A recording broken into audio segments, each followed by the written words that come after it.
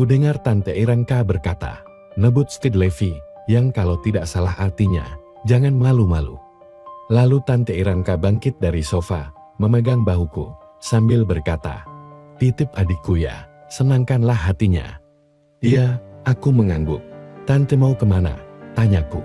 "Mau istirahat dulu di kamar yang di ujung sana," sahut Tante Irenka sambil melangkah keluar, meninggalkan Anastasi sendirian di sofa, dalam gaun dan jaket tebal yang sejak tadi dikenakannya.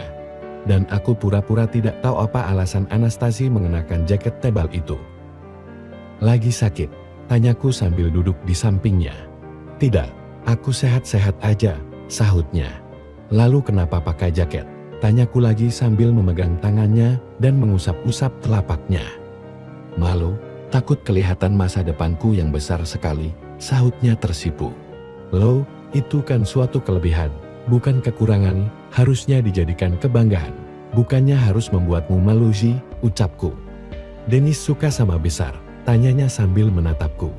"Sangat suka. Kalau yang besar kan bisa dipakai buat jepit ini itu," sahutku, sambil meletakkan tangan Anastasi di demikian itu. "Oh, jadi kamu benar-benar mau melakukannya denganku?" tanyanya sambil mereh muntuas ramtuas demikianku itu. "Iya, aku akan melakukannya sesuai dengan perintah Tante Irenka," sahutku. "Mau melakukannya cuma karena diperintah oleh Irenka?" tanyanya.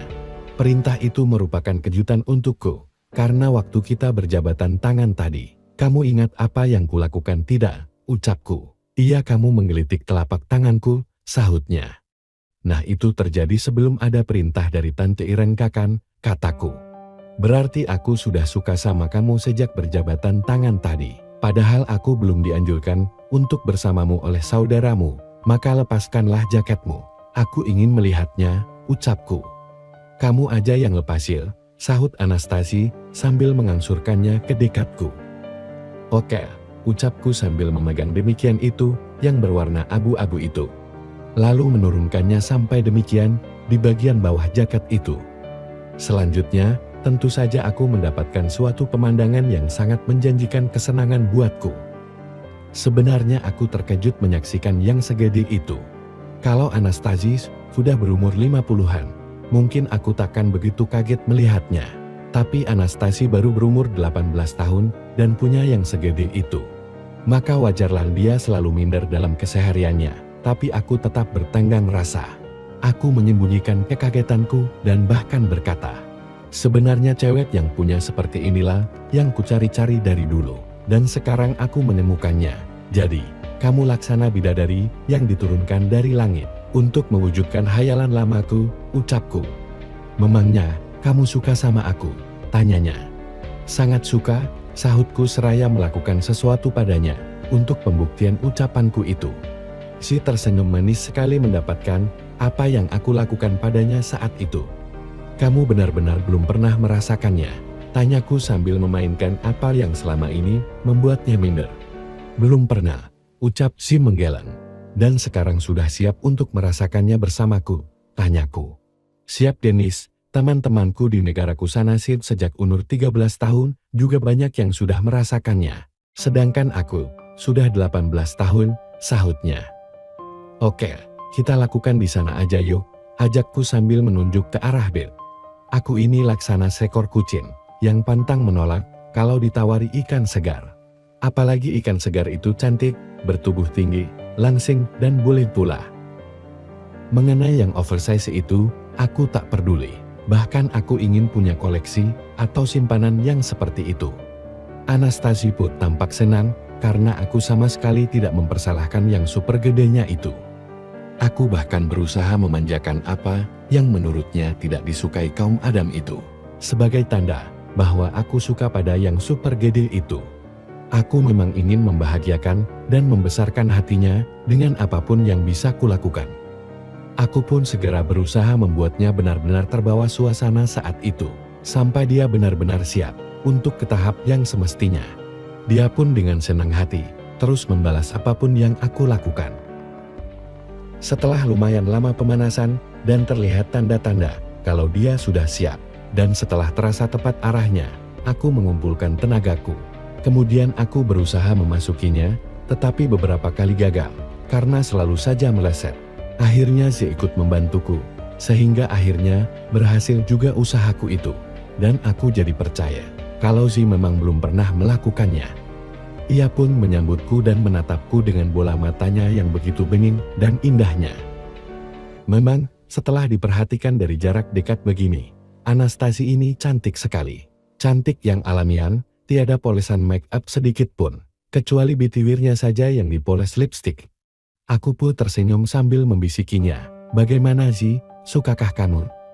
"Suka sekali Denis," sahutnya. Ini merupakan keberuntunganku, karena tanpa diduga-duga Tante Irenka ngasih bonus. Adiknya yang minder, dan masih benar-benar suci.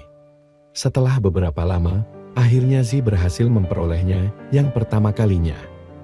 Pada saat yang sama, tiba-tiba terdengar suara Tante Irenka yang sudah melangkah ke dekat bed. "Wah, asiknya sepasang muda-mudi ini," ucapnya. Aku agak kaget dan langsung tersadar bahwa pintu yang sudah kututup tadi, tapi memang lupa menguncinya, sehingga Tante Irenka bisa masuk ke dalam kamar ini. Tapi biarlah, aku malah senang melihat kehadiran Tante Irenka itu. Terlebih setelah ia dengan segera mempersiapkan dirinya dan ikut naik ke atas bed, kemudian mengusap-usap dahi Anastasi yang keringetan. "Kenapa kelihatan lemas gini?" tanya Tante Irenka. Aku yang menjawab, "Dia baru saja mencapainya Tante." "Oh ya, berarti giliranku dong sekarang," ucap Tante Irenka sambil tersenyum penuh misteri. Aku pun bersiap untuk Tante Irenka, dan saat itulah terlihat adanya bukti bahwa si benar-benar baru sekali itu lakukannya. Tante Irenka pun melihatnya yang sudah mengering di kain spray itu. Lalu ia bergegas membuka lemari dan mengeluarkan spray lain yang masih bersih. Ia mengajak Zi untuk bersama-sama memasang spray baru itu. Setelah merapikan spray baru itu, Zi menggulung spray yang sudah ternoda itu sambil menundukkan kepala. "Nggak apa-apa, itu hal biasa sih," kata Tante Irenka sambil memegang bahu adiknya. "Lalu demikian TV-nya." Zi mengangguk sambil tersenyum. "Nanti lihat dulu caranya yang benar ya," ucap Tante Irenka seraya naik ke atas bed dan langsung mempraktekkannya. Sementara Zi pun naik ke atas bed sambil memperhatikan yang sedang dilakukan oleh kakaknya. Aku memberi isyarat kepada Tante Irenka sambil menunjuk ke arah Zi. "Gak apa-apa, Zi sudah tahu bahwa aku mendapat anjuran dari suamiku, seperti Zi mendapat anjuran dariku," ucap Tante Irenka. Anastasi memperhatikan semua yang dilakukan oleh kakaknya dengan sorot mata serius sekali. Tante Irenka memang terampil sekali, tapi karena aku memang sudah sangat siap, Tante Irenka pun tidak mau berlama-lama, langsung menyempurnakannya dengan aku di bawah. "Katanya cuma suka posisi di bawah," ucapku. "Ini kan sedang ngajarin sih," sahut Tante Irenka. Tanpa banyak tanya lagi, aku dan Tante Irenka pun bahu-membahu, saling bantu. Sementara Zi memperhatikan kakaknya dengan sorot serius sekali. Tapi hanya belasan menit, Tante Irenka beraksi, dia sudah mengendor sambil mengeluh. "Inilah yang aku tidak suka, kalau dalam posisi gini, aku jadi cepat sampainya," ucapnya. "Aku kan gak minta, Tante," sahutku. "Kan ngajarin sih, biar dia tahu banyak mengenai ini," sahut Tante Irenka. "Ya sudah, lanjutin sama dia lagi G, dia udah siap lagi tuh," ucapnya lagi. Dengan senang hati, aku pun segera menjalankan perintah Tante Irenka. Aku mendekati Zi dan berkata, "Kita sih pakai cara tadi aja ya, kamu kan masih pemula, biar hafal pelajaran pertama aja dulu," ucapku. "Iya," sahut Zi sambil tersenyum. Terdengar suara Tante Irenka, "Kalau Denis punya minat menikahi Zi, aku izinkan, asalkan hubunganku dengan Denis tetap berjalan." Ku sahut, "Tapi Zi harus jadi mualaf dulu, karena di sini pernikahan antar dua agama tidak diizinkan." Tiba-tiba Zi berkata perlahan, "Aku sudah jadi mualaf sejak 3 tahun yang lalu." "Hah, betul sih sudah jadi mualaf Tante?" tanyaku sambil menoleh ke arah Tante Irenka. "Betul," Tante Irenka mengangguk. "Sejak kelas 1 SMA, dia sudah jadi mualaf atas anjuran Om Safik. Karena Zi ingin punya suami orang Indonesia, kalau aku kan dengan Om Safik kan nikahnya di catatan sipil. Makanya aku sampai sekarang belum jadi mualaf," ucap Tante Irenka. Aku tidak menanggapi ucapan Tante Irenka itu, karena sedang serius untuk mengantarkan Si ke puncaknya lagi. Kali kedua ini, Si lebih aktif, tidak seperti yang pertama tadi. Tante Irenka tampak sayang sekali kepada adiknya. Ia duduk di dekat kepala Si dan membelai rambutnya. Sedangkan Si tetap dengan mata terpejam-pejam. Kali ini aku tidak bisa mempertahankan diri lagi. Ketika Si mulai ada tanda-tanda semampai, aku pun sudah tiba di detik-detik itu juga. Maka aku pun berusaha mengejarnya. Aku tidak mau ketinggalan olehnya. Berkat kerjasama yang solid, kami berdua tiba dengan bersama-sama. Lalu aku punlah muas, diapit oleh Tante Irenka dan adiknya. Kami pun tertegi air dengan nyanyaknya. Ketika aku terbangun keesokan paginya, Tante Irenka dan Si sudah tidak ada di atas bed. Mungkin mereka sudah masuk ke kamarnya masing-masing. Aku pun turun dari bed dan masuk ke kamar mandi. Lalu mandi sebersih mungkin dan mengenakan pakaian lengkap. Karena aku teringat kalau masih banyak yang harus kuselesaikan hari ini. Begitu aku selesai berpakaian, Si muncul dalam dastuar putih bersihnya.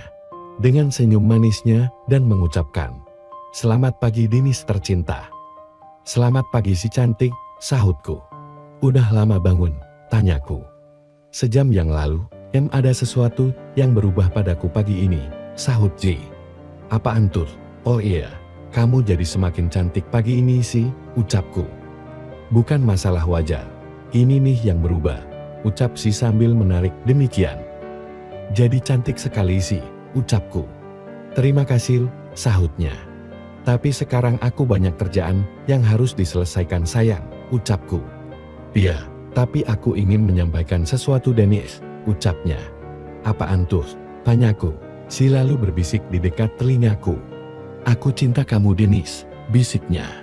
"Sama, aku juga mencintaimu. Tapi bisakah kamu menerima Irenka yang sudah duluan punya hubungan denganku?" tanyaku. "Nggak apa-apa, aku dan Irenka saling menyayangi kok," sahutnya. "Syukurlah kalau begitu.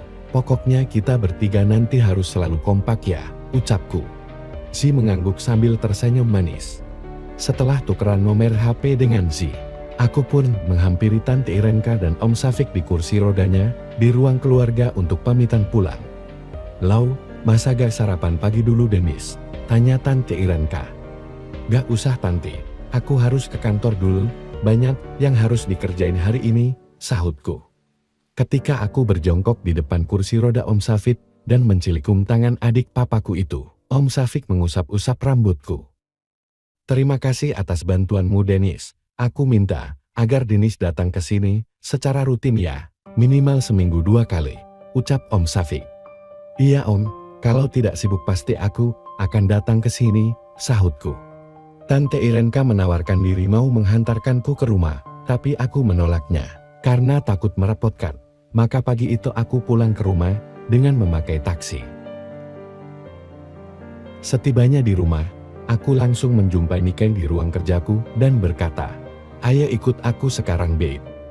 "Siap," sahut Niken langsung berdiri dan mengikuti langkahku. Apakah yang direncanakan Denis ini pada Niken yang akan dia jadikan istrinya itu? Kita lanjutkan di episode selanjutnya ya. Bersambung. Jangan lupa subscribe teman-temanku.